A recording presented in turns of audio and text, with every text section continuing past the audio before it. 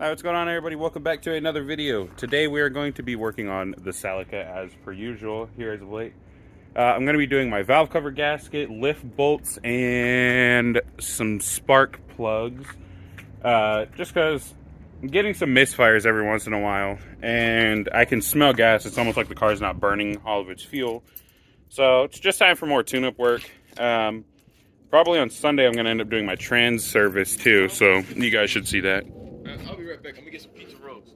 He's gonna go get some pizza rolls. So, I guess I'll just do the boring part stuff, like taking off the plastic engine covers, disconnecting the coil packs, and then we'll take a look at the spark plugs, see how the current ones look. For all I know, original ones, shit, who knows. But yeah, just see how everything's looking, clean it up a little bit, because I'm sure it's all greasy and dirty and oily and stuff. So, I'll see you guys in just a second. Not quite done getting everything off yet, but I'm looking at this motor mount, and yeah, she's pretty torn and destroyed, but, what the fuck? Yeah, this car's a little sketchy. That sketches me out. I don't even know if there's another bolt. There's a nut down here on the bottom, so this probably has a stud, and then it also has a bolt. That nut's there. That's cool. Both of these on each side are there, so it's just missing that one. I'm gonna have to find out what thread pitch that is and everything, and length, because if it goes through... never mind, it's a smaller hole in the bottom. But yeah, that's a little sketchy, so... yeah, motor mount's gotta happen soon. No, that's another big problem with this, is the engine vibrates like crazy. Anyways, I'm gonna finish getting these spark plugs out. Right now I just got the coils unbolted, and I will give you guys an update then. Got everything loosed and removed and ready for the plugs to come out. So if I just stick this down here and grab that. These... definitely crunchy. The insulation wrap, I actually scratched myself on it, but here's the condition of the plugs. It's really worn out, oily down there.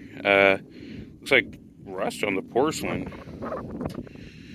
Yeah, just tired, ready to go. So I'm gonna get the other three out, throw these in the garbage. Or actually probably put these back down there. Just to cover up the holes to make sure nothing falls down there. And then once I'm done with my valve cover, I'll throw in the new plugs. Just doing some precautionary measures. So we got the valve cover off and have discovered some bad news. This cam lobe is actually damaged. It has some scarring, and there's a noticeable lip if I go to like this cam lobe, which is fine. Has a small lip, but it's fine. But this one, pretty bad.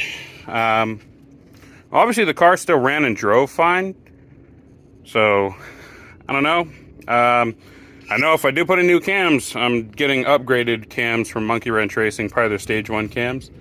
I'm not going to put new stock cams. Worst case scenario though, they do sell just an individual intake cam, so I can get just that. And then if you look at the timing chain, it's got some slack, but I do know the tensioner needs to be replaced because it loses pressure overnight.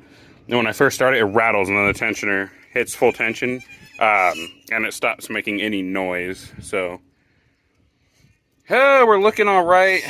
There's the lift bolts right there. I'm gonna end up taking those out and hope that goes fine, because that's scary. If that breaks, I got to get a tap and have to re-tap it. I think it's an M10 by 1.0 thread, something like that.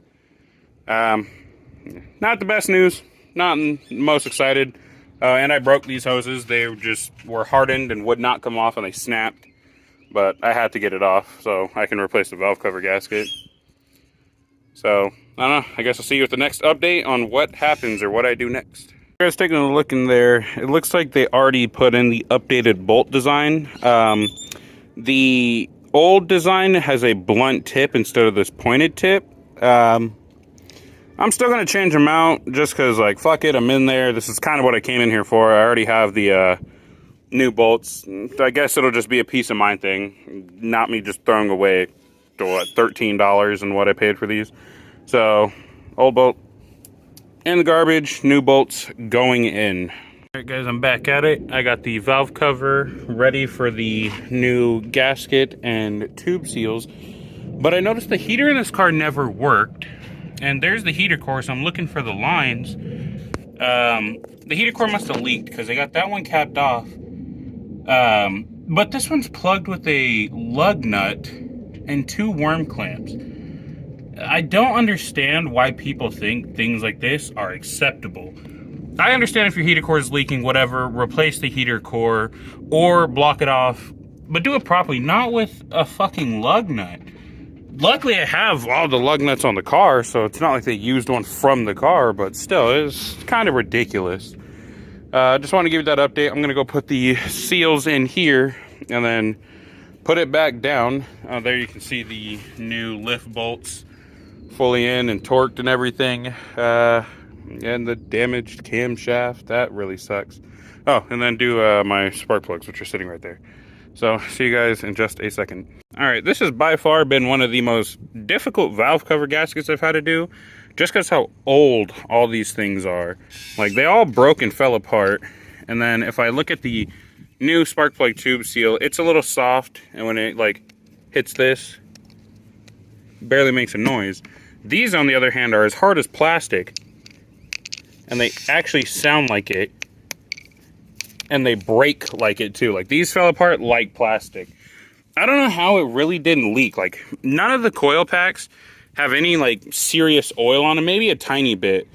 And it has me amazed because these are all just terrible. The valve cover gasket itself, when I took it off, maintained its shape instead of being able to fold up like that does. It's kind of crazy, but now it's time to press these in. Luckily, it's practically impossible to put these in wrong. You just eat upside down. Push them in as far as they go, and then you fold these little tabs down and it holds them in, so they just have their own little area. It's easy to put them in because I know on some valve covers on some cars you can push them in too far and create a leak, but after that you just take these and press them down, and there, you're done. Well, you're done with one. So I'm gonna get the other 3 done and then slide the valve cover back on over the engine. And I wanted to point out, sorry, I'm sitting on the floor. The engine otherwise is not too dirty in here. I don't know if the engine flush I put in did much. I'm going to choose to believe it made it as clean as it is and cleaned up some sludge, because that oil coming out was pretty bad and chunky in the beginning. So some sludge definitely did come off with it. But I'm going to get this valve cover back on and tightened up and then figure out what I'm going to do with these broken hoses up here. Because those 2 were just plastic. Here's one of the hoses. Just, ow, fuck. It's just plastic. That actually cut me. Yeah, they're all just plastic now. They're not rubber anymore. All right, so it's the next day. I'm just closing out this video. I had to wait for Antoine to get home so he could take me to get some just regular silicone hose from a friend's place. And I did make it work. It's pretty patched together and janky, but the car fires right up, runs fine.